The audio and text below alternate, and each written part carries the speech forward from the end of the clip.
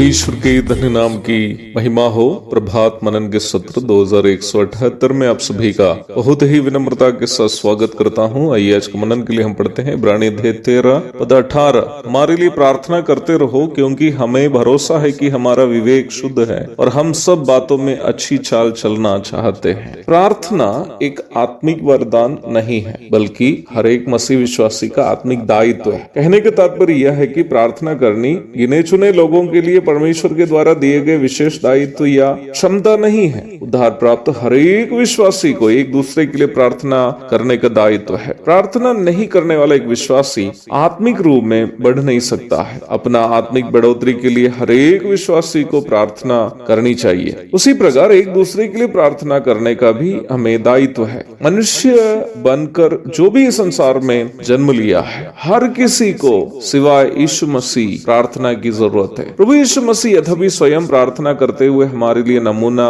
दिखाया था, परंतु अपने लिए प्रार्थना करने हेतु उन्होंने किसी से भी नहीं कहा। कोई भी इंसान यीशु मसीह के लिए प्रार्थना करने की जरूरत नहीं है। मैं इन बातें इसलिए कह रहा था कि आप ये जाने कि सिवाय यीशु मसीह संसार के सभी मनुष्य को प्रार्थना की जरूरत है। विश्वासियों के लिए ये एक जिम्मेदारी है कि वह अपने आत्मिक तथा भौतिक आवश्यकताओं के लिए प्रभु से प्रार्थना करे और साथ ही साथ दूसरे लोगों की भी आत्मिक तथा भौतिक आवश्यकताओं के लिए प्रार्थना करे। हर एक मसीह विश्वासी के लिए परमेश्वर के वचन उनका भोज और संगति उनका पानी और प्रार्थना उनकी प्राण वायु है। अर्थात इन तीनों के बिना एक मसीह विश्वासी कभी भी एक सही आत्मिक जीवन बिता नहीं पाएंगे। कई विश्वासियों की यह धारणा है कि प्रार्थना करनी केवल प्रभु के दासों की जिम्मेदारी है। कुछ तथाकथित पास्टर एवं पास्टरनी मैं अपने से बोल रहा हूँ, बाइबल में कोई पास्टरनी नहीं होती है।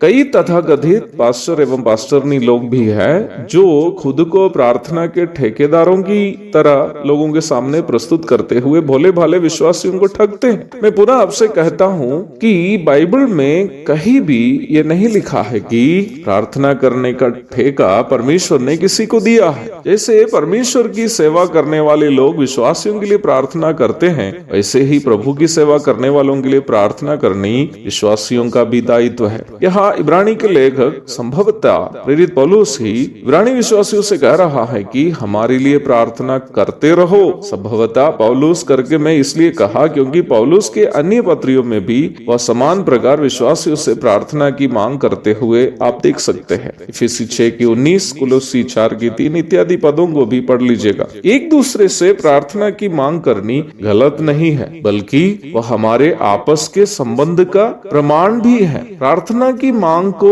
रुपये मांगने के बदले उपयोग करने वाले स्वयं चालाक समझने वाले बेवकूफ लोग भी मसीहत में कम नहीं है। ऐसा करना एक बेशर्म काम है। प्रभु की सेवा करने वाले लोग कभी भी भिखारी की तरह व्यवहार नहीं करना चाहिए। परंतु मैं स्पष्ट करना चाहता हूँ कि एक दूसरे से आत्मिक मानसिकता से प्रार्थना की मांग करनी गलत नहीं है। वैसे ही एक दूसरे के लिए प्रार्थना करनी हमारी आत्मिक जिम्मेदारी भी है। यहाँ लेखक अपने लिए अपने साथियों के लिए भी प्रार्थना की मांग कर रहा है। जब हम आपस में प्रार्थना करते वक्त हम वास्तव में एक दूसरे के बोझ को बांट भी रहा है। विशेषकर प्रभु के दासों के लिए प्रार्थना करने के द्वारा आप उनकी सेवा में भी सहभागी हो रहे हैं। सन 2007 के अगस्त महीने होना चाहिए, कटिहार में सेवा शुरू करते हुए 1 साल भी नहीं हुआ था। मैं बहुत परेशान था क्योंकि मकान के किराया 2 महीने बकाया हो गया था और तीसरा महीना शुरू हो गया था। मकान के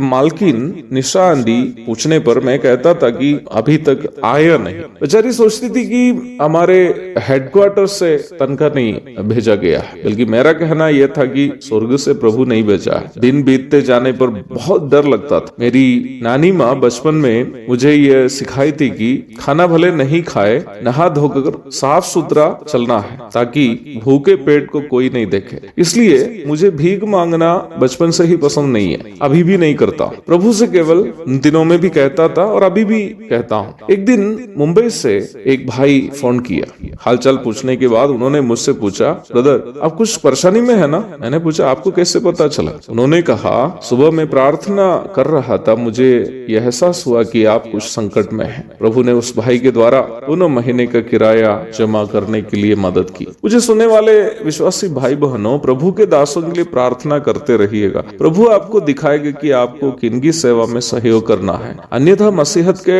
ठग लोग आपको ठगते रहेंगे। यह आपका धन बर्बाद भी हो जाएगा और वहां आपको कुछ मिलेगा भी नहीं। आप अवश्य ये समझे कि प्रभु की सेवा करने वालों के लिए प्रार्थना करते रहना और प्रार्थना के साथ उनकी सेवा में आर्थिक रूप में हो या अन्य किसी माध्यम से हो, सहयोग करने पर आप उनकी सेवा का एक हिस्सा बन जा रहे हैं। यदि आप प्रभु के दासों के लिए प्रार्थना नियमित रूप में नहीं करने वाले हो तो आज से शुरू कीजिएगा, ताकि प्रभु जब प्रतिफल बांटेंगे आप भी उस सेवा का हिस्सा होने के कारण उस प्रतिफल का भी हिस्सा अवश्य हो जा सके। एक और शुभ दिन की धन्य कामनाओं के साथ आज का मनन मैं यहाँ समाप्त करता हूँ। प्रभु आप सबको आशीष दे। आमीन।